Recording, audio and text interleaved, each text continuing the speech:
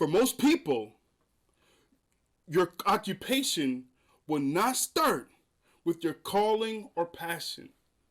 I know some of y'all want to shut this down right now. You're done with the video. But this is a reality.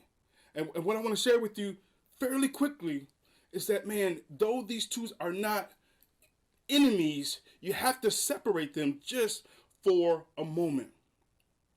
When you separate these two, you will start to experience the true freedom when you live out both passion and occupation. Is that when you immediately start to try to put those two together prematurely, that's when you're going to start running into issues. I'm going to say separate them just for a second. I remember I was working at a factory in Detroit, and I didn't have much education. I could barely read. I had a family to take care of, and I think I was making like $5 and some change at the time, right? I knew at that time that I had a desire and a desire at least to make a change in the world. I wanted to do something different, but I didn't know exactly what my calling was. But I was sitting in the occupation that was going nowhere. And so then I saw this guy come in with the computer. He started fixing the computer, and I basically told the dudes at the table, like, "Yo, I can do what he's doing." I was at the lunch table. And they looked at me, they laughed, and basically dared me to go ask him what he does. So I asked him what he does, and lo and behold, he was an IT guy. So later I became a tech. I became an engineer. I became a business owner of an IT company. But here's what many people don't know. They know that's part of the story. What many people don't know, that I was not passionate about my occupation as an IT person. I like the money. I really like the money. But I was not passionate about it. I let it sit in my mind, and I let it soak in my brain that I need this in order to fuel my passion. I needed the occupation in order to fuel my passion. I never loved IT as an occupation. I love the opportunity IT afforded me. That's totally separate. That's totally different. Because I realized that, man, my occupation is not my passion necessarily. It can grow into that possibly. But am I okay in this moment that they're not one and the same? Here's a few things you can do. How much do you need to make in order to take care of your family and fuel your passion? Ask yourself that question. I know this is not rocket science, but many people have not wrestled with that separate from their passion. Because what they're doing is that they're fighting this thing like, man, I need to make more money. I need to do what I'm passionate about. I need to make more money. And then they get confused, and they're like deer in headlights. What I'm saying is that if you separate them and you just strictly think about the occupation as a means to an end, it is the thing that's going to fuel. It's not meaningless work, but it is work that's going to allow you to fuel what it is that you're most passionate about. So what you need to do is you need to make sure you got fuel. And the fuel is resources, financial resources, access, availability.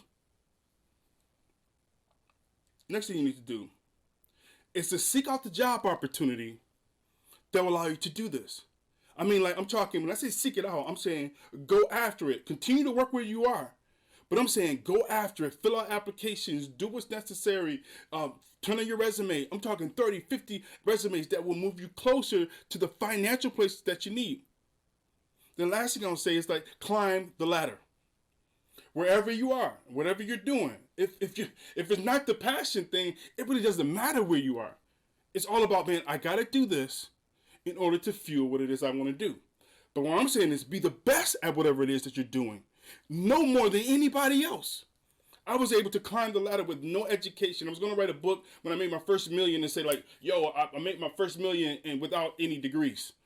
Because I was climbing the ladder so fast and was able to go and do things that people with degrees and pedigrees and long history and business, all that stuff couldn't do. But what I learned to do is I mastered some things.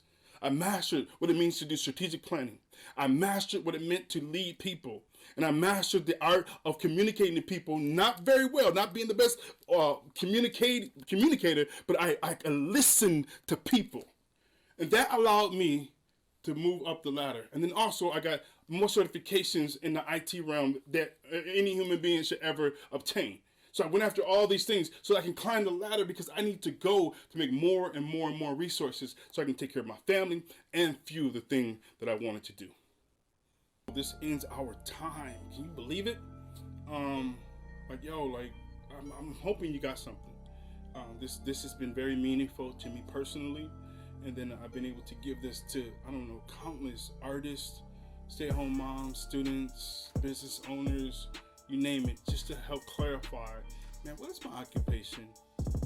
What is my passion? And then make sure that they're not at war against each other, and make sure you don't have some happily ever after type of cuddly dream of these two. If they do meet together at some point, at least you're prepared and you've done the work to figure out the two.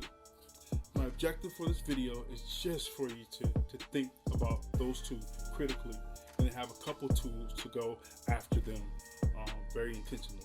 If you would like an opportunity for me to spend some time with you to do some coaching, I would love to do that. There is a fee to it.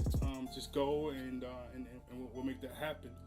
But if you go to that site, I will do initial consultation with you just to get in your mind, to get an understanding of what it is that you're looking to do, and then we'll see what God is up to, and we'll move it to the next step. Thank you. God bless you. Talk to you next time. This video is brought to you by Hustle, Pray, Eat, man, where we believe in God designed us to work hard, to seek Him, and take care of ourselves and others.